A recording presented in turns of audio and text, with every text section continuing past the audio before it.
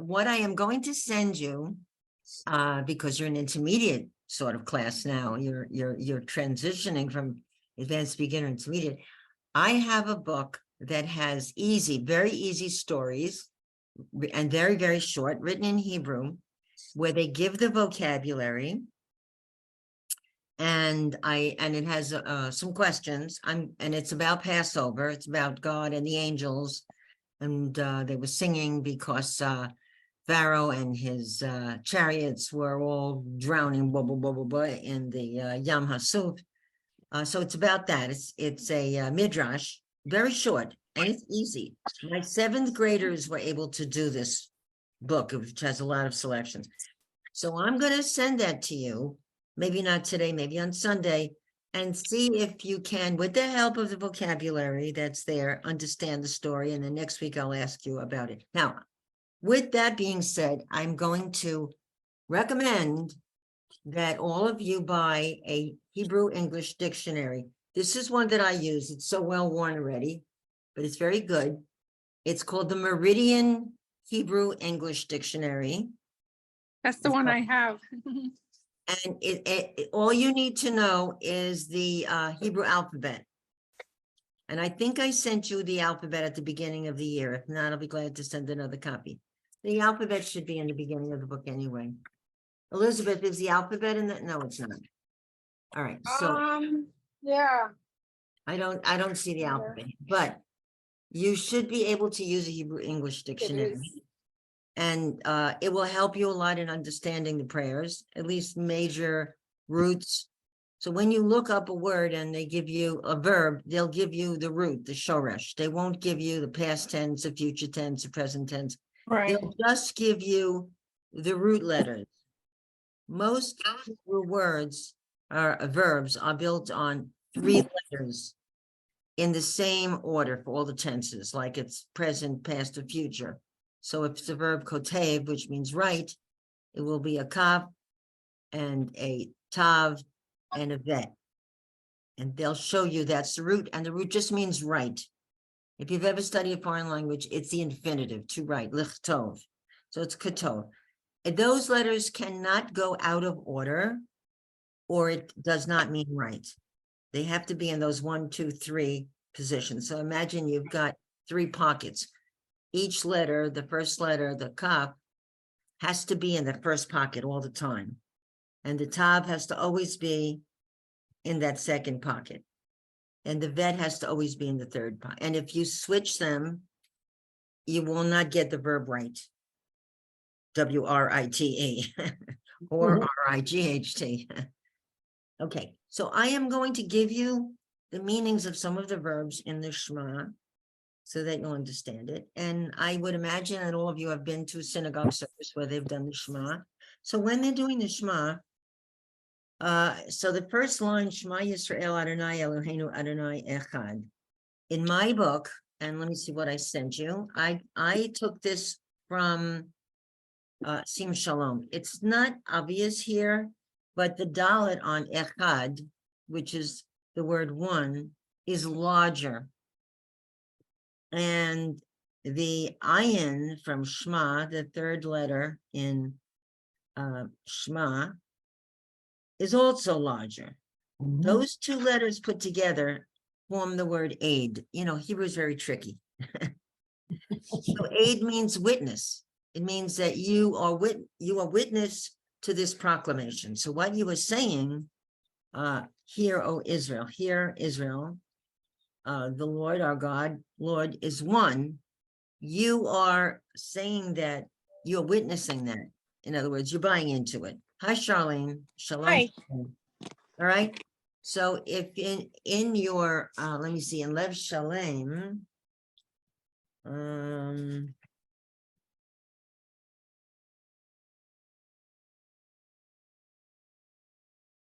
Lev Shalem, it's not obvious, but in my book, The big one it is, yeah. in Sim, I don't know if you could see this. Sim Shalom, the ayin and the dalet are larger. And ayin dalet means it's aid, it means witness. Okay, so they're very tricky with a lot of these things. Okay. Now, what usually happens is that the cantor or whoever is leading services. Hello, Diane. Hi, Oh, Hi, hello. Diane. hi, good to see everybody. Been a So while. Yeah, what happens is the cantor, whoever's leading the service, says the Shema. You're listening to that. It's like when they first come up on the bima and they open the ark and take out the Torahs, and then everyone faces the ark and you go Shema Yisrael. You listen to that, and then the congregation, the kahal, repeats. Okay, so that's the protocol. Right. And then where it says silently, Baruch Shem Kavod Malchut Olam Va'ed, you say that to yourself. You say that silently. Now, only on Yom Kippur, we say that out loud. And I think we say it at the end of Yom Kippur, it's about 7 times. And they go, Baruch Shem Kavod Malchut Olam Va'ed, and I count on my fingers, and the cantor says 7 times. Everyone says that out loud, because on Yom Kippur, things are different. So what I wanted to do is I just wanted to start with a little bit of a personal stuff. And I wanted to know if there was any particular highlight from your Seder. So I will say that I led with my husband the first night, and I had a couple of very interesting readings about women, about femininity in Judaism. And I'm going to send you one of them, which was really interesting. You could save it for next year. Like there's the 4 sons, but it doesn't have a reading for the 4 daughters. So I had a reading that was say one of the things was women who are in the clergy should be treated equally and equally honored as males in the clergy, like female rabbis and male rabbis. All right, female teachers and male teachers and all the rest. So it goes on in the whole list, and it's quite interesting if you're if you're a feminist. Okay, if you were brought up very strictly Orthodox in a Haredi background, this would not be something that you would take to. Fortunately, I was not brought up like that. So I don't know if I discussed this with you before Passover. I don't think so. But in the 4 sons, the first one is Chacham. Does anyone know what Chacham means? What is Nancy, what does Chacham mean? The wise one? Wise, Chacham. Of course, all these are in the masculine. Female would be a Chachama, whatever feminine. So the wise child does not have to be motivated. They already ask questions. They already are free thinkers and can study on their own. The second one I've always had a problem with, because the word Rasha, it doesn't mean Russia. Rasha in Hebrew means wicked. I can't conceive of a parent calling the child wicked because they're not interested as much as an adult in all the service and all the prayers. I've never called my children wicked. Have you ever called your children wicked? Just because they're asking questions, or they're more interested in their music or their friends or their internet buddies or whatever they do, their video game. I mean, these are kids who are growing up. They're kids. They're not adults. And calling them wicked because they don't want to be as interested as you are, in the philosophy and the whole thing in the Hebrew is not right. So I made a donation to HIAS, the Hebrew Immigrant Aid Society. I always make a donation on behalf of my Seder gifts, and they sent me a little certificate for them. They also sent an interesting set of readings about the sons. They always send me something. And it didn't call the second one Rasha. It did not call him wicked. It called that son, what do you call him? Oh no, I forgot it.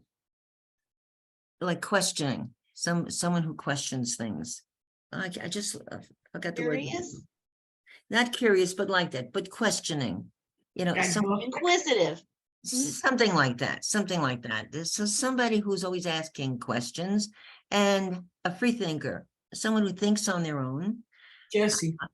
And skeptical. Yeah. And I said, of course, the second night we were talking about this. The first night I was free to talk. The second night I was with my my Lubavitch daughter and her husband especially, and his parents.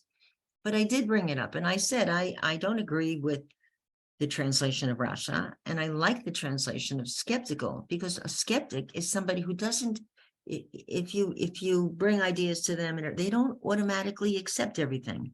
If you would listen to Fox News and you take everything that they say as true, verbatim, you would be misinterpreting a lot of what's going on. So, Well, then you're the simple son.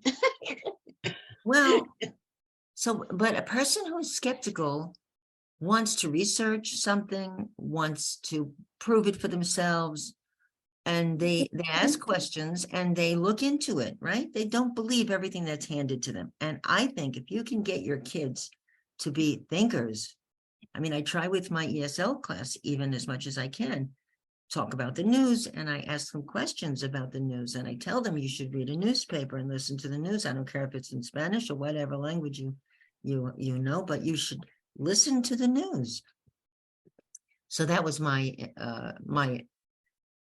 one of the highlights there, that I interpreted it differently. And every year I think I find a different word for Russia because I don't like it. Okay, so any highlights from your so the first night we had 15, and my little friend, my Camila, she was great. She did everything I asked her to. And I gave her ping pong balls and I said, throw it across the, what? She's very well mannered. Throw the ping pong balls. So what is that? That is, no, it wasn't lice. It was hail. It was hail. I said, here's a cup, just throw it across the table. It's okay. I'll pick it up later. And, you know, here's a mask. You're one of the wild animals. It says the mask of a lion, and do everything I tell you. You know, here's a frog, pull the string, it's going to jump across the table. So she did everything. She was fabulous. That was, and then our kids, all the children are kind of in their 40s already. So I said, okay, so Camila is going to look for the afikomen. I told her to watch my husband. So I said, you see the word afikomen? I realized it's written out in Hebrew letters. I said, well, you're going to look for that bag. So she's looking and looking, she finds it. So she gets a prize. So I got her a little stuffed rabbit, like an Easter bunny. It was so cute though. And I also got her an egg decorating set because in a couple of days she was going to celebrate Easter with her family. She was very thrilled. Anyway, so that was, anybody else have any highlights of their Seder? Did you, Diane? Oh, Nancy had her hand up first. Oh, Nancy. Yeah, Nancy. Speaking of the Afikomen, the second Seder, I passed on to the next generation, to my daughter who's about to turn 40. We brought all the food, but they hosted the Seder, and she had my grandkids who are 5 and 2. You know, I have the Afikomen thing and I hid it and they found it. And then she had them hide it for Safta and Zayda, which was fun. Did you find it? Did you get Oh, yes, I found it. Okay. Yes. Did you get a surprise? No, but the kids did. I used to It get just felt great to sort of start the tradition of passing it down. Yeah, it's one generation. Fabulous. It's a great thing. Elizabeth, how was your Passover? Oh, it was excellent. We had a very nice Seder at the synagogue, some new people, always new people at the events. Yeah, that's great. Fun. It's great. It's fun. Nice to meet new people. Yeah. Yeah. So Diane, how about you? How was your Seder? So it was good. So we have 3 teenagers. 3 skeptics. Exactly. And I brought that up. They had another name for wicked because they didn't agree with wicked either, but I can't remember what they said. But they were irritated with me because every year I stop and I ask questions about each section. And 3 teenagers, my daughter just laid her head on the table at one point. And the boys are like, and everybody's like, can we just get to dinner? And I had saved all the stuff they made in preschool and Hebrew school, you know, all the matzah covers, the afikomen holders, the placemats, and I won't throw it away. I think they're really cute. So, and there's not enough room on the table for all this stuff, and Seder plates, little Seder. So I decided I was going to put them all up on the walls. So I covered our whole dining room with the walls with all their old stuff, and they actually didn't complain, which is unusual. And maybe because it wasn't all on the table taking up space. And they actually were maybe a little bit interested in looking at their old stuff. Yeah. And even pillow covers for the, when we recline, they didn't, one boy actually put the pillow in the pillowcase and reclined on it. The rest of them just looked at it. But the guests that we had the second night thought that was interesting to look back at all that stuff. Should have taken a picture of that. Yeah, I did. I took a picture of the kids, and I took well, I sort of have it, because the second night with the guests, I took a table picture, so you can see some of it in the background. So That's now, nice. if you want to take the wind out of your kids' sails, say, when we were talking about the Rasha, I want to compliment you. I think that you've got the right idea. You've got to ask questions of me. Instead of me asking questions of you, you've got to be the questioning one. And that's a good trait. And I'm really proud of you. They're like, what? Yeah. Well, I always compliment them when they ask questions. Yeah. But, they don't really ask during the Seder. All right. How about you, Charlene? I can't hear you. You're muted. I'm sorry. Our Seder was very quiet, nothing exciting. Okay. Denise?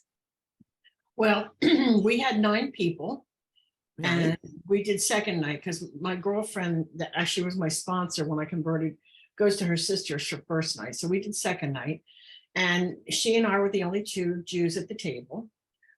So we had a Haggadah, and everybody read from it. Everybody took a part and read, and we did the most important parts, the 4 children, the 4 questions. And then we talked about the symbolism of everything that's on the Seder plate. Great. And then when it was all over, we said, name the plagues. Who could name the plagues? Oh, And my grandson, he did well. He got most. Of course, he goes to Hebrew school once a week, so he had a little edge on everybody. But he also read from the Haggadah. I was very, very proud of the way he read, and he can. wonderful. It was transliterated, and his Hebrew sounds really good when he reads it. That's So, beautiful. yeah. Oh, I forgot to say that my little Camila, I gave her the questions in Spanish and she read them in Spanish. No. Oh, She learned how to nice. read in Spanish, so she did a great job. We were really proud of her. Okay, anyway. So the Shema is from the verb lishmoa, which means to hear. And I think, talked about the difference between hearing something and listening, but we really mean listen, and then not just hear, listen with intention. Okay, so then, do any of you know the V'ahavta really well? Have learned it like almost by heart? Yeah. Because the kids Yeah, make almost all of it. Well, yeah. yeah, pretty well. So there's 2 ways to chant V'ahavta, and I'll give you a sample. One is with Torah trope, and it goes like this. And Denise, this will sound familiar in your ears, the trope. Ve'ahavta et Adonai Elohecha b'chol levavecha u'b'chol nafshecha u'b'chol me'odecha v'hayu hadvarim ha'ele asher anochi mitzavcha, and so forth. That's with the Torah trope, okay? Yep. Now, a lot of times in Hebrew schools, they teach your kids with this kind of a next melody, which is a sing-songy, and it goes like this. Ve'ahavta et Adonai Elohecha b'chol levavecha u'b'chol nafshecha u'b'chol me'odecha v'hayu ha'devarim ha'ele asher anochi mitzavcha hayom al levavecha, and so forth. Does that sound familiar at all? They teach that in the Hebrew school, especially like in the lower grades. That little sing-songy thing seems to be easier for the kids to learn. And anyone who knows the Torah trope would start to be able to pick it out. Like the first is the V'ahavta et Adonai Elohecha et nachta. Denise, that sound a little familiar? Oh, yeah. Oh, yeah. And then Merchatibcha, Bechol Levavcha, Uvechol Nafshecha, Uvechol Meodecha, so pasuk. Okay? Yep. And now Gershon. Vehayu Advarim Ha'ele Revi'i, right? Munach Revi'i. Yeah, that one's that one's kind of tough. Vehayu Advarim Ha 1, 2, 3, 4. Ha'ele. 4 notes down. Yep. Okay. Asher Kadma Anochi. Mitzavcha, Tvir, Mitzavcha, and so forth. So you can pick out the melody once you learn Torah trope, that you can pick out. But that would be for the older kids in the Hebrew school. Okay, so we're going to start to read this, and I am going to ask you about the meaning of some of the words and tell you some of the roots. There's a lot of roots here, a lot of action going on in V'ahavta. First of all, my question. The first thing says, and you will love, v'ahavta, and love, et you don't translate, Adonai Elohecha, the Lord your God, with all your heart. V'chol levavcha, lev is your heart. Okay. Can you command somebody to love you? If you're in love with somebody or you love with a guy, can you command him to love you? So that's a puzzling statement. Anybody have some insight on that? It says, love, and it says in the English, love the Lord your God with all your heart and with all your soul. So this is like a command, and you shall love. All right. So how would you interpret that?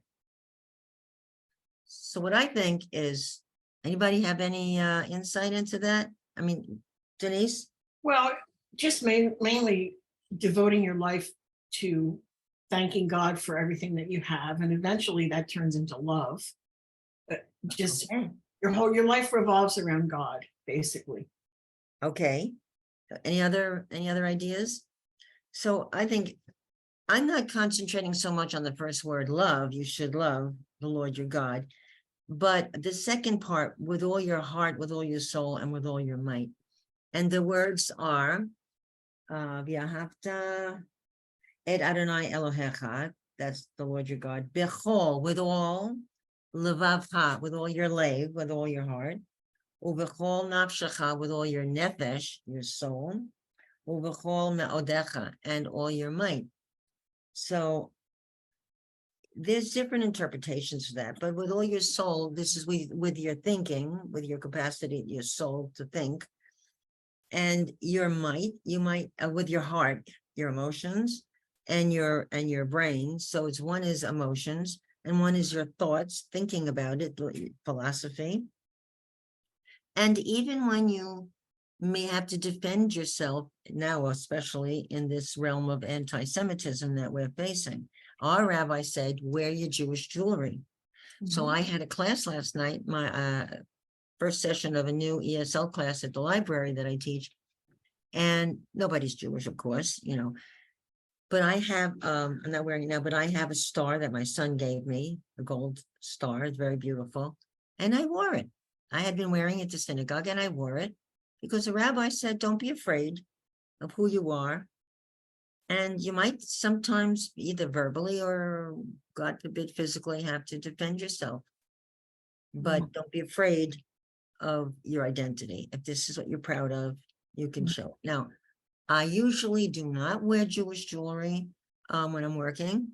Well, because I work in a church, in the basement of a church for the BOCES, but that has nothing to do with it. I always tell them that I'm Jewish, and I bring my shofar in. I made them latkes, and all this. I put matzahs and butter in before the holiday, and they were lapping it up. And I'm never afraid to reveal my identity or who I am or what I stand for, and tell them about my holidays. I even had a printout of the story of the Exodus for them. And I said to them, there was a Bible sitting on a table in the room, because that's where they have the catechism class. And I said, your Bible and my Bible are the same. That is the Old Testament. And I said, I'll prove it to you. I picked up the Bible and I opened it and I said, the first verse of the first page says that In the beginning. Bereshit bara Elohim et hashamayim ve'et haaretz, va'aretz haya tohu vavohu. They looked at me, and then I translated. In the beginning, the world was void and unformed. You know, in the beginning, God created the world, and it was void and unformed. And they looked at me, and I said, "This is from the book of Bereshit, which means Exodus. This is the Old Testament. You study that, and you also study the New Testament." I said, "Jews don't study the New Testament, but we have the whole Old Testament, and the story of Exodus is your story too. Your religion is based on our religion, which is the granddaddy of your religion, you know. So we have that in common. I mean, not so far apart." And it's like, oh, I said, how many of you have gone for religious training? And they really were not that well trained in religion that they knew this line or they knew about Genesis. Well, and then we started to read about the Exodus. And I said, well, then here's something new for you to read, but it's in the second book. It's in the book Shemot, Exodus, and it's a story that's part of your heritage. So we were reading it and they were very interested. Okay. So I would like somebody to read the first two lines, we call them the double diamonds. That's at the end. Well, here it looks like semicolons, but that's the end of a sentence. That's when you're reading Torah, as Denise knows, that shows that's the end of the phrase. That's the end of the verse. Okay, that's how they count verses. But usually in another book, it looks like double diamonds. Okay, Denise, do you want to read that first sentence with V'ahavta? V'ahavta. Oh, wait a second. Okay, I muted before because of the dog. V'ahavta et Adonai Elohecha bechol levaveka. Levavcha. I'm sorry. Levavcha. The cha is at the end. Okay. Levavcha uvekol nefshecha. Nafshecha. Oh, nafshecha. Uvkal mideka or miodeka? Miodecha. There is a dot. Miodecha. Okay, and that's the one that says. So the word lev is heart, and levavcha. The cha on the end means your, and of course it's in the masculine. All the prayers use the masculine. Okay, levavcha, and nefesh is soul, and nafshecha is your soul, and me'od. If I said to you, Elizabeth, that your Hebrew is tov ma'od, what does that mean? Tov ma'od. Very good. Very. So me'od is like mightily good. Mhm. All right. So me'od is your strength, the me'od. And with all your me'odecha, your might. That's physical. So you have the emotional part of you, the thinking part, the critical thinking part, and the physicality.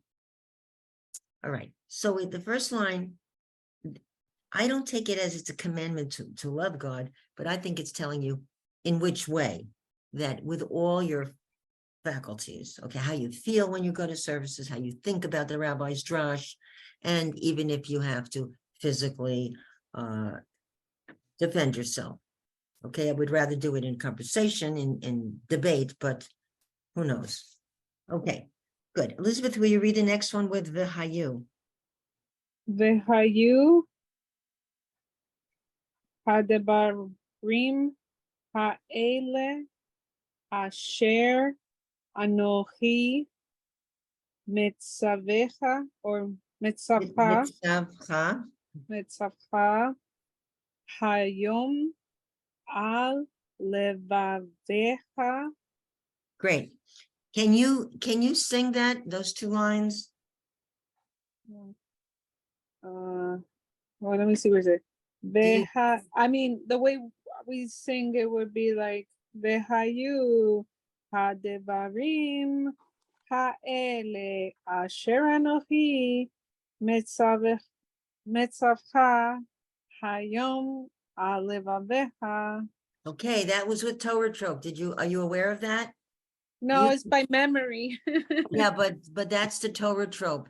Okay. You could probably find a class where they're teaching trope, and you would probably be a good candidate for that because you can pick up the melody, and you could probably become a Torah reader in your synagogue.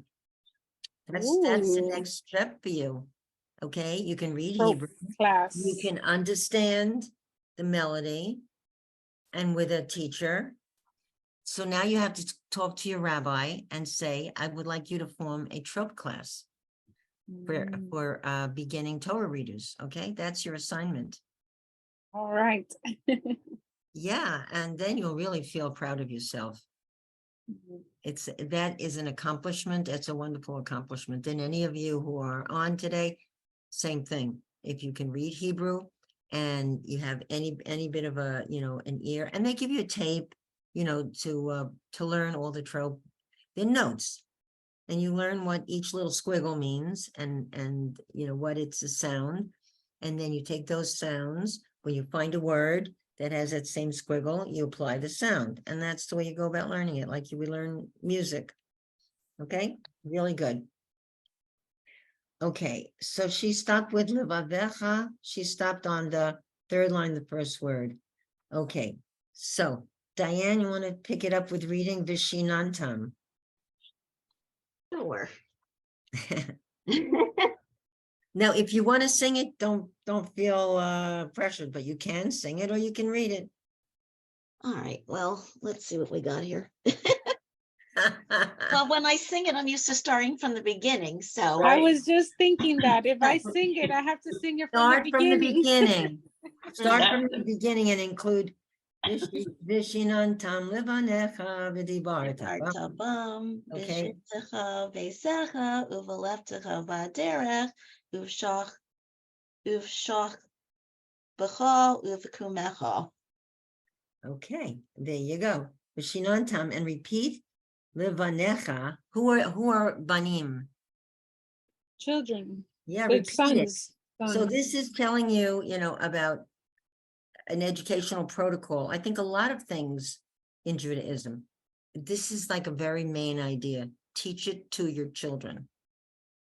This is not just for you. This is why we are Jews today, because this knowledge, this belief has been transmitted for hundreds of years. And without that, there would be no Jews. This is the tradition. Without a Passover Seder, without Yom Kippur and Rosh Hashanah and all the traditions that we love, without the matzahs, without the latkes, without all of that, without the blintzes, that's the next holidays, the blintzes, we would not be in existence, because it's not by faith alone. And it's the children see this, they see it's important to you. It's with Shabbat, going to services, putting them in Hebrew school, all the rest. That's what has kept this religion alive, and others. Where are the Hittites? Where are the Edomites and the Amorites? Where are all those people? Where are the Romans? Where are all those peoples? They're gone. Where are the Etruscans? Everybody disappeared, right? But we managed to survive for thousands of years. Our Hebrew date is something like 5,000, whatever, I'm not sure what it is, 5,300 or 5,400, right? So we are a very ancient religion. And I think that's what kept us alive, the transmission. That's why we're so big on education, and that thirst for education has transmitted itself into you guys, that you feel you wanted to learn more. You didn't feel complete, and you wanted to learn Hebrew, you wanted to learn the prayers, you wanted to be able to go to synagogue and sing along and understand, and that's what brought you here. That drive for education. Why are Jewish parents so crazy with their kids? Push them for education, go to college, go get your master's, keep going on, do what you want. You know, the rabbi gave a sermon the other day and he said, it says to honor your parents, but he said you should also honor your children. He said that's the way. There's a prayer in the Lev Shalem, the Yizkor section, and it's a prayer for those children who have been abused, who are children of abusive parents. And it says, how do you get your child to honor you? And he was saying, you have to honor your child. And how do you do that? You have to be understanding. And, you know, if the kid's not interested in something now, maybe in a year they'll be different. They're growing up, right? So he gave a whole drush on that about honoring your children. And that's the way you'll earn the respect and honor of your children. I thought that was interesting, you know. So, all right. So things of verbs and stuff, you have ohev is love, nodecha. Daber is speak. Daber. Okay, so. Can I ask you a question, Carol? Yeah. Veshin on Tom. Mhm. Would it be Veshin on Tom? You see that, do you see that? Shinan tam levanecha. You wouldn't do Tom. I don't. Maybe Okay. wants to make it fancy. It's Well, they're teaching us to do that when we see that. it's munaf sakev katon. So you can Shinan tam levanecha. That's fine. Okay. Not sakev katon. No, it's fine. So teach it to your children, v'dibarta, and speak. Daber, dalet, bet, resh is speak. Speak of them. Speak speak about these words about loving God. V'shivtecha, shev is when you are sitting. V'shivtecha b'veit, in your house, in your bait. U'v'lechtecha, the verb is lech, and when you're going, baderech, on the road. U'v'shachbecha, and when you lie down, shachav. Uvekumecha, kum, when you get up, kum. Okay, Nancy, you want to read Ukashartam? Can I sing? Sure. Ukshartam leot al yadecha v'hayu litotafot bein einecha v'uvtavtam al mezuzot beitecha uvisharecha. There's another one. You've got the trope. Beautiful. You should also ask for a Torah trope class. You can, you know, if you can read Hebrew and you already have some familiarity because of the Shema with the notes, you can start transposing. You can say, oh, this is da, da, da, da, da, da, and then you can put that melody onto a word in the Torah. Okay, you should have an ambition to be a Torah reader. Okay, all of you are right at the cusp of that. You know, your Hebrew is good enough. You can begin to look ahead and request that your rabbi will probably be so thrilled. He'll probably knock him dead. You don't want to kill your rabbi, but he'll be so thrilled, or she will be so thrilled that you are at that level of Hebrew and of understanding and desire to be more proficient and participate. You know, they'll think of you as a star. Really. Okay, so that's the whole thing. Is there anybody who would like to do the whole thing? Let's just go through Shema and Baruch Shem Kavod. Okay, Shema Yisrael Adonai Eloheinu Adonai Echad. When you say Echad, you pronounce the dal. Adonai Echad, that the one. Okay, say that everybody. Shema, go. Shema Yisrael Adonai Eloheinu Adonai Echad. Okay, and then silently you do the Baruch Shem Kavod. Now, does somebody want to do the whole thing starting from the beginning? Ve'ahavta, and who would like to? Okay, go ahead, Elizabeth. She's got it. It's coming out of the I pores. only have half of it memorized, so I can do half of it, and Well, somebody else can do the read. other half. Okay, you can read it ואהבת את אדוני אלוהיך בכל לבבך ובכל נפשך ובכל מאודיך, והיו הדברים האלה אשר אנוכי מציב, מצווך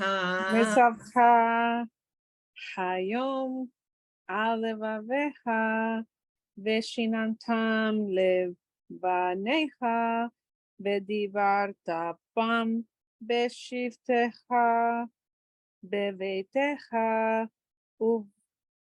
ולכתך, yes, ולכתך,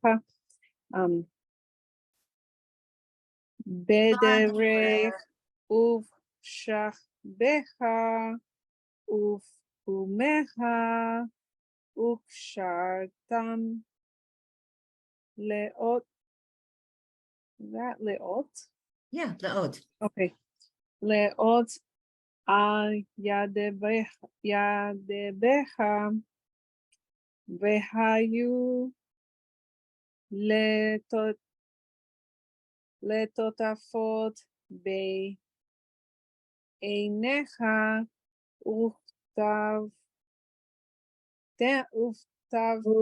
וכתבתם על מזוזות ביתך ובשעריך. Yay, Yashikoa, Yashikoa. Yay. Great, beautiful, beautiful.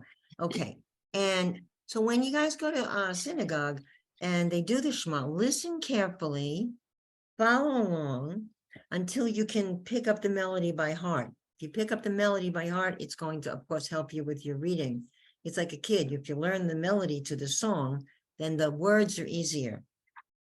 If you learn the melody, then the words will be easier, okay? Because when you start to read, you'll say, oh, I know how this sounds, just from memory. Okay, so notice though that this is very personal. So Shema Yisrael, it's to one person. It's not Shim'u, which would be, listen, all of you, y'all listen. It's Shema Yisrael, listen Israel, you Israelite. And then it says v'ahavta, and you particular, you who are saying this, you are reading, you will love the Lord, you, and then all the chaz on the end are you, your house, your children, you're getting up, when you get up, and when you go to bed, because there's a morning Shema, there's the evening Shema, okay? So it's a very personal relationship here. It's telling you as an individual that you should be mindful. You don't have to be that religious as everybody else, but just be mindful of the bigger picture here, that you are part of this picture. You picture yourself in this group, okay? That you have a community, and your community goes back in time, and it is in space. And I don't mean piggies in space. I don't mean, on the moon. I mean, if you go to any synagogue, you go on a trip, you take a trip and you go to a synagogue, they're going to say the Shema.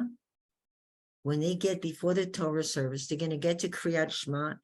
Any place in the world where you go, where there's a synagogue. And so you can feel at home if you went to a synagogue in Dominican Republic, if you go to Nicaragua, you go to Brazil, any place, you go to France, they're going to have this prayer because it's a standard prayer book. It is a standard service, and it's not a hit or miss. When you get to a certain part, you know what's coming. You know when the Amidah comes, the Torah service. Okay, so this is the Kriyat Shema. Now, the next part, so I'm going to ask you, is that the whole of the Shema? When people talk about the Shema, Nancy, no. Okay, you guys smarter than, okay. Nancy, why are you shaking your head? That's not the whole Shema. Because it goes on to the next page. There's Aha. several more paragraphs. Aha. But the second part you do silently. Okay, so there are 3 paragraphs of the Shema. I had to drill this into my kids in Hebrew school. The first one is called V'ahavta. The second one has the pluses and the minuses. What I mean by that it's like a parent. It says, if you do all these things, you make your bed and you go to school and you get 100 on every test. If you do all this good stuff, I will be good to you and you will be rewarded. Then in the middle, it breaks off, but it says, but however, if you don't do these things that I want you to do, in other words, don't serve other gods, don't be an idolater, then you're going to die. You won't have rain, you won't have crops, you'll die. You won't have babies. Well, I don't know if it says about babies, but where did you get that from? From the curses, Well, the barren well, women. that's not here. That's later on in the Torah when Right, the that's- Mount Ebal, the two Yeah. mountains. There's yelling out the blessings, and on the other one they're responding with the curses. Right. Okay, but it says, if you will heed the mitzvot that I give you this day, to love the Lord your God and serve him with all your heart and all your soul. Now here's the good part. I will favor your land with rain at the proper season, rain in autumn and rain in spring, and you will have an ample harvest of grain, wine, and oil. Those are very important. I will assure abundance in the fields for your cattle. Otherwise, the cattle will die and you won't have any meat, right?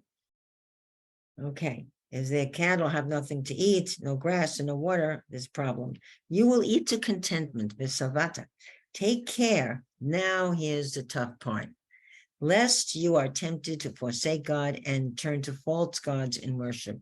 So idolatry is one of the really big no-nos.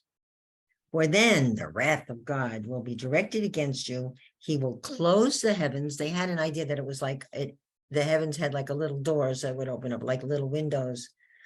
He will close. That's why it says that. He will close the heavens and hold back the rain. The earth will not yield its produce. You will soon disappear. That means you'll die from the good land which the Lord is giving you. Now, I must make a confession here. When they do the Shema and we do the V'ahavta, and they do that with everybody, I read the good part. I stop and then I go to the third paragraph. First of all, I can't keep up as fast as the cantor, but I read the good part. And when it says, take care lest you be tempted, I stop reading and I go to the thing about the tzitzit. Okay, so we should get the good stuff, at least that. So, all right, we're going to do some reading on the second paragraph. All right, and that was the second page that I gave you, and it has a Roman number 2. Okay, so let's see. I want someone to read the first 2 lines and the first word on nafshechem, the third line. Who wants to do some reading? Anybody want to feel like doing some reading? All right, how about, okay, go ahead, Diane. Wait, are we on the second paragraph or the third paragraph? We're on the second. Okay, and where are we Mhm. starting? We're going to start with the beginning. The Okay. Haya im Shamoa. If you listen, Thank so you. if you're good. Okay, now I also pulled some words. Oh, by the way, in the first one, and we're going to write these words on your gates. What does that refer to? Mezuzah. Yeah. Uchtavtam al. And when it says above your eyes, that's your tefillin.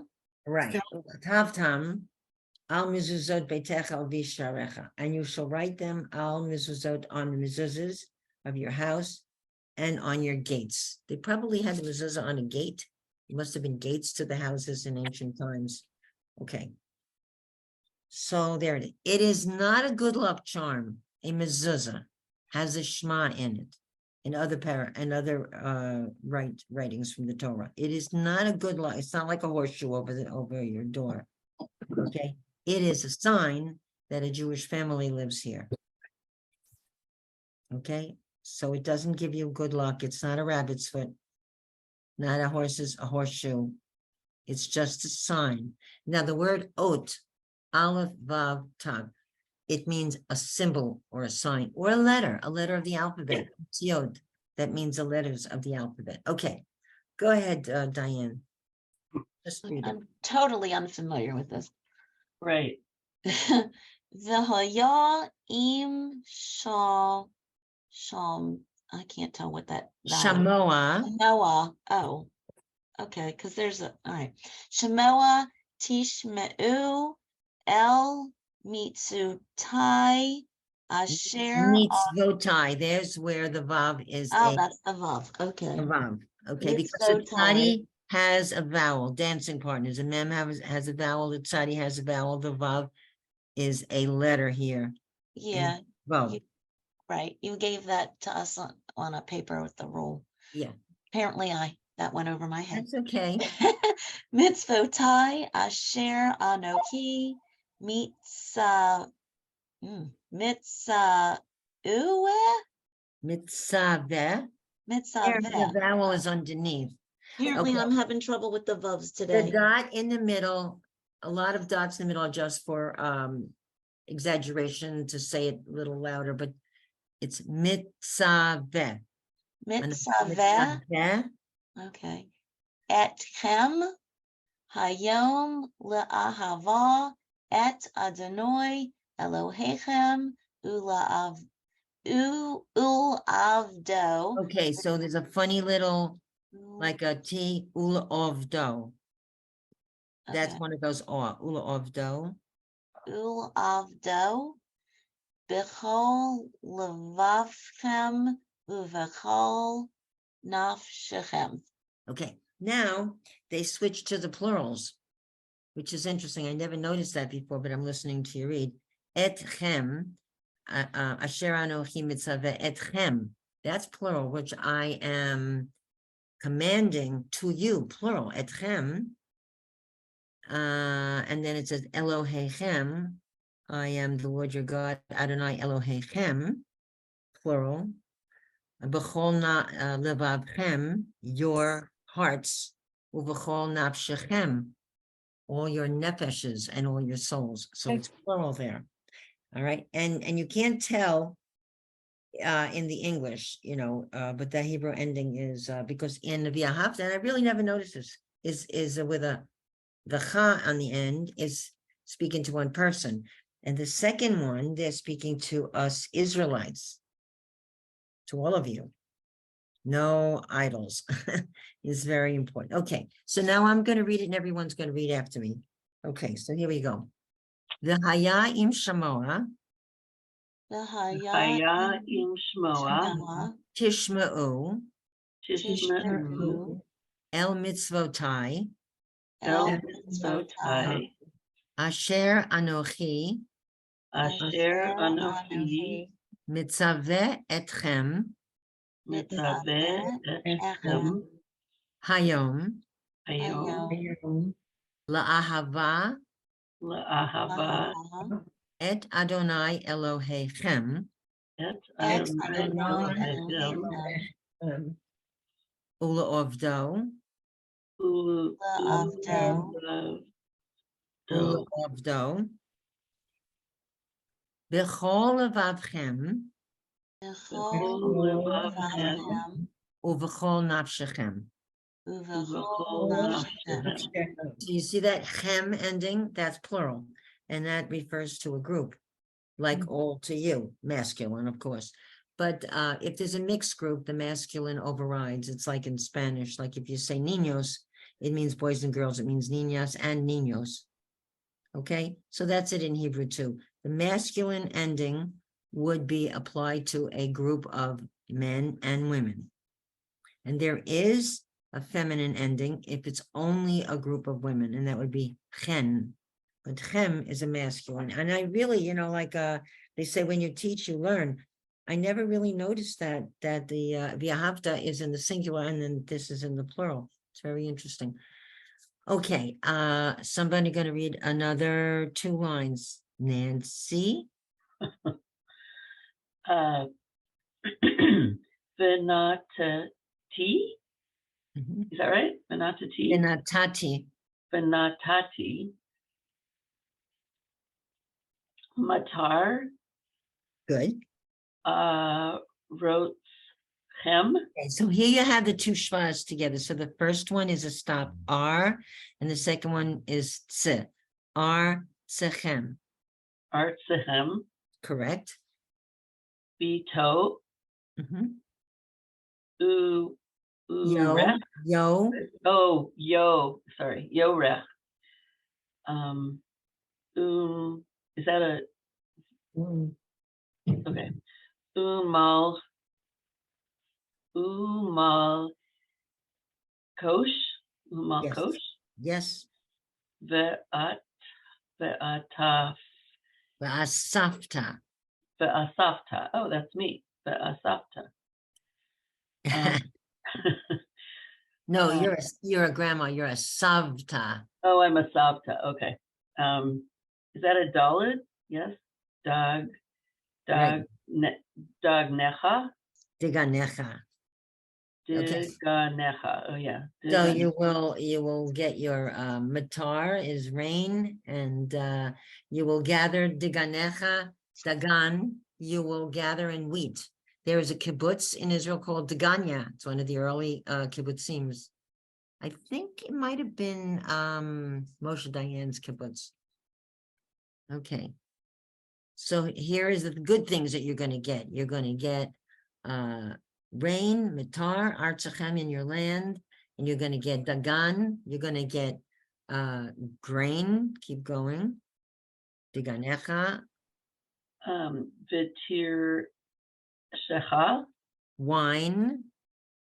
V'yitzarecha.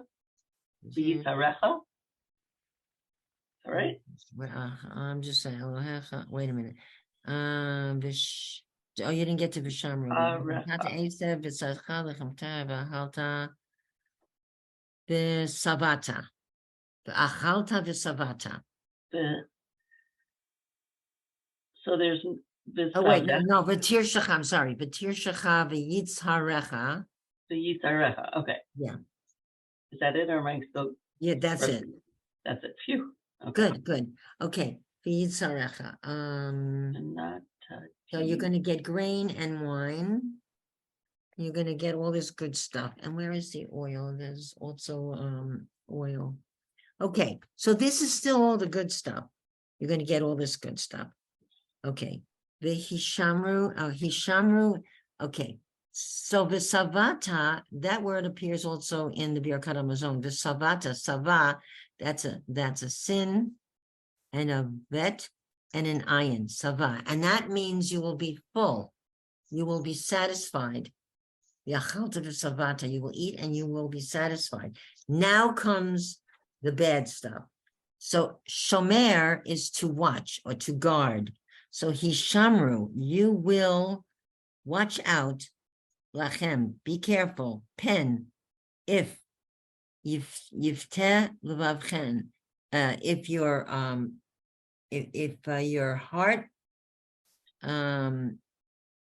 if your heart it like turns, v'sartem v'avadatem. So the word for work, it means serve. It means pray to. And you will work for Elohim acherim, other gods. This is the big no-no. The hishtachavtem, that is you will bow down, which we have that word in Aleinu, to them, lahem. You will bow down to these idols.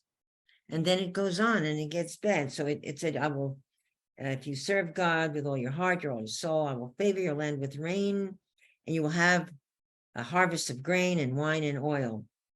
I will show abundance in the fields for the cattle. You will eat to contentment. And afterwards, savata, it goes downhill. Take care lest you be tempted to forsake God and turn to false gods and worship. That is the big bad thing. But then the wrath of the Lord will be directed against you. He will close the heavens and so forth. You'll get no rain. And at the end, it says you're going to die. V'samtem ed divarai ela, and put these words, al levavchem, on your heart, v'al nafshechem, and on your soul. Okay, ukashartem otam laot al yedchem, and write them on your hand, which again, that's reference to the tefillin. V'hayula totafot, and they will be as a sign, bein einechem, between your eyes. V'limadatem otam, and teach them, ed b'nechem, to your children. L'daber bam, to speak about them, b'shivtecha, and it kind of goes back to what's in V'ahavta, on their way and so forth.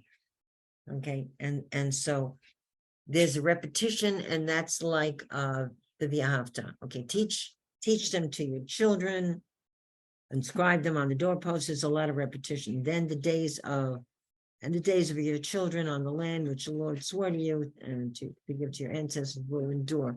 So let's see.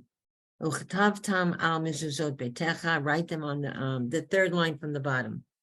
Uchtavtam al mezuzot betecha. Write them on your doorposts. Uvisharecha, and your gates. Lima'an, so that yirva'u yemechem, your days will increase. V'yemei v'nechem, in the days of your children. I'm just translating freely from the Hebrew. Al ha'adama, on the land. I shared that. Nishba Adonai la'avotechem, promises to avotechem, to your fathers, promise to your fathers. Latet lachem b'yemei kiyemei hashamayim, to give like you will endure like the heavens. Latet, to give to you like the days of the heavens, like eternally, al haaretz, on the land. So there's a lot of repetition there of the same vocabulary and words in the V'ahavta. Okay, to write them on the doorpost and all the rest, and put the thing on your arm. That's now the third paragraph. And I wanted to get to that a little bit because that's the paragraph that you say that's about tefillin. Now, at this point, if you've said out loud the V'ahavta and you've recited that second paragraph to yourself, the third paragraph of the Shema, you recite to yourself. There are 3 times when you hear the word tzitzit, when you read it. You don't say this out loud. Okay, and I'm gonna just show you. Vayomer Adonai el Moshe lemor, and God said to Moses, Daber, speak, el bnei Yisrael, to the Israelites, V'amarta alehem, and tell them, Asulahem tzitzit, they should make, tzitzit is translated as, anybody know? Fringes, tzitzit. Every talus has 4 corners, right? It's a long, like a scarf. And on each end, there's 2 corners. You have 4 corners on this, on the talit, right? Because they're all like long and oblong shape. So right before, there is a part with Havienu earlier in the blessings before the Shema. When they get to Havienu, the rabbi might say, now it's time to gather your tzitzit. So you take all 4 corners and you put it in your hand. And each time we get to the word tzitzit, you kiss them. You go, you kiss it. Just the corners, the fringes. So you have 4 sets of fringes in your hand and you're going to kiss them. So we didn't get to it yet. So Vayomer Adonai el Moshe lemor, daber el bnei Yisrael v'amarta alehem v'yasu lahem tzitzit, kiss. You kiss them. Al kanfei v'gdehem, on the corners of your clothing, l'dorotam, forever. V'natnu al tzitzit, and put on the tzitzit, kiss it, tzitzit, second time. Patil techel, kanaf patil techelet. It used to have like a purple dye. It was a string on the tzitzit, like a purple dye. I have to research this a little more. And I think it came from a particular kind of a snail. So that we don't have that anymore. They don't know exactly what it was, but they use that, interesting, a non-kosher thing for the dye for the tzitzit. V'hayalachem l'tzitzit, and they will be as tzitzit. And kiss it, or eat him, and you will see them. Or eat him oto, you will see it. Uzachartem, and you will be reminded of all kol hamitzvot Adonai, all God's mitzvahs, va'asitem otam, and you will do them. V'lo tatur, and again you will remember and observe all the mitzvot. So those fringes are reminded. I think there's knots on them, and I believe that the knots add up to 613, the number of mitzvot, positive and negative. So when you wear a talit and you recite this passage, you kiss each time you say the word tzitzit, and that's supposed to be a reminder of the mitzvot. So Denise, did you ever hear that? Have you been told that about a talus? Oh, yeah, yeah. In fact, I've got mine ready for my bat mitzvah at the end. Oh, wonderful. So when they Yeah. do this, do you wear Yes. it? Do you wear the tallit? Yeah, I want to, I have a very special friend. You're supposed to have somebody special put it on the first time and say the blessing. And I have a very special friend, Ann Schimberg. I don't know if you know Ann.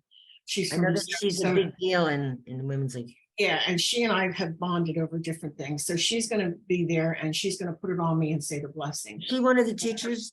One of the Hebrew Yes, teachers? yes, Yeah. yeah, Oh, wow, that's great. yeah. So lehita tape, batzitzit. So that's the words. Baruch atah Adonai Eloheinu melech haolam Hashem, yishem b'nei tzoltav. Lehita tape, to put on tzitzit. And there's the word tzitzit in the bracha for putting on the tallit. Okay, when you go to services, when they do matovu, after matovu, then they ask you to stand and say the blessing to put on your tallit. All right, Right. so it's right in the beginning of the service on Shabbat. Yep. All right, so anyway, this, the reading, the third one, so paragraph 2 and paragraph 3 are silent. Paragraph 1, you have to, you say it out with everybody. You can sing it along with the cantor. And this one, it tells you the purpose of the tzitzit. And that's it. It says right here. Looking on it, you will be reminded of all the mitzvot of the Lord and fulfill them and not be seduced by your heart or led astray by your eyes. Then you will remember and observe all my mitzvot and be holy before your God. I am the Lord your God. Then it says, who brought you out of the land of Egypt to be your God. I, the Lord, am God. Okay. Ani Adonai Elohechem asher hotzeti etchem, all of you. I brought all of you. Me Eretz Mitzrayim, from the land of Egypt. Lichiot, to be, lachem, for you, Lelohim, your God, Ani Adonai Elohechem. Okay, and that's all done silently. So if you make mistakes, nobody can criticize you. You just practice it a little more. And that's the Shema. And it's really there's a lot of vocabulary. What I think I'm going to do is 2 things. When I get a free moment, maybe on Sunday or Saturday night, I am going to give you a verb matching of the most significant verbs from the Shema. Okay, I made a list of them already as I was preparing. And I am going to send you that story, the Midrash, about God criticizing the Malachim, the angels. That's a little story with the Hebrew, and I think you'll be able to understand it, because I'll ask you about it next week. Now, as we have a little free time, it's not now, it's 2:30, but as we have a little free time before we go to the next holiday, which is, well, there is Monday is Yom HaShoah, is Holocaust Memorial Day, and then there'll be Yom HaAtzmaut, the 75th anniversary of Israel. You know, there's a couple of things. But then the next religious holiday, not secular, will be Shavuot. And Shavuot means weeks, because we observe 7 times 7 weeks, 49 weeks, and the 50th week is Shavuot, the holiday of the giving, Zman Matan Torah Tenu, the giving of our Torah. So for that, we'll study the 10 Commandments, and we'll study texts related to that. But if there's anything in particular from the Saturday service, I had wanted to teach you, there's a part in the preliminary service that Miriam and her tambourine, that I wanted to take that piece of text and I wanted to give that to you. And there's a few things that I found that from the morning service that I wanted to go over with you. But don't be afraid to read this when you're in services. I know it's big, but go up to, just do the good part. And when it says Visavata, when you get to the word Visavata, and you'll be satisfied, that's enough. You get all the good stuff. You don't have to go into the negatives. And then try to read, because there's a lot of easy reading in the 3rd paragraph. The 3rd paragraph, I think you have had a lot of these words before, and I think you'll be able to do it. Did they teach you how to put on the tefillin? We had one lesson and, but then they had there was a big day of tefillin wrap. I don't know if you Yeah, observed. yeah, that. yeah, yeah. It was That was the online. men's club. Yeah, men's well, they're clubs. going to, I think we're gonna have a workshop at the convention for those of us who are interested. I don't have tefillin, I have to get them. Okay. But you put them like, on your third finger, you wrap it 3 times. Yep. There's 3 blessings. The first one is when you put it on and you just affix the knot. Okay, you wrap it 7 times around your arm, and it's supposed to be your like if you're right-handed, you do it on your left hand. But I think I told you once, and I was teaching the boys how to do it in the 7th grade when I had the 7th graders for years. So I learned how to do it on my left hand because the majority of the boys in my class were righties. So now if I put on tefillin, I put it on my left hand because I'm so used to doing it that way, of tying it on, put the knot, and then you put you do that, and you do the head and then the hand. I think it goes like Does that. anybody here, any of you girls wear them? Do any of you guys wear them? No, yeah. They're gonna have a workshop there. Yeah, you'll find it very interesting. Yeah, Denise. You'll yeah. find it very interesting and you'll like But it. you don't wear tefillin on Saturday morning, do No, you? you don't. You don't, because you Where- do prayers. You have tefillot instead of tefillin. Right, Tefillin, you have prayers. It's you know, and also it's Shabbos, and it would be, you know, winding it around your arm would be constituting work. right. You know, Oh, so okay. you know, you're making like a knot, and then you're making a little knot on your finger, and 3 times you wind it on your finger. So that is not appropriate for Shabbat. Okay. If you went to morning minyan, not I was Shabbat, just gonna say for Minion. and not on the holiday, not on Chag, like the 7th and 8th day. Oh, I was so glad to. I had a Torah reading on the 7th day, and then I had that the Haftorah on the 8th day. So I was glad to, and I always introduce whenever I do a Haftorah, I always talk about it a little bit. So I said, can I have a few minutes, just 2 minutes, Rabbi? And he says, yes, sure. And he said, from now on, anytime you want to do something like that, do it. I've been doing it for years. And then I said, you might regret what you're saying. He says, oh, I can always revoke it. My permission. I always introduce. I always talk about for about 2 minutes, whatever Haftorah I'm reading, because it's hard to read Isaiah. It's poetry, and there's a lot of symbolism and all. It's not easy to do. Not like Dr. Seuss. It's hard.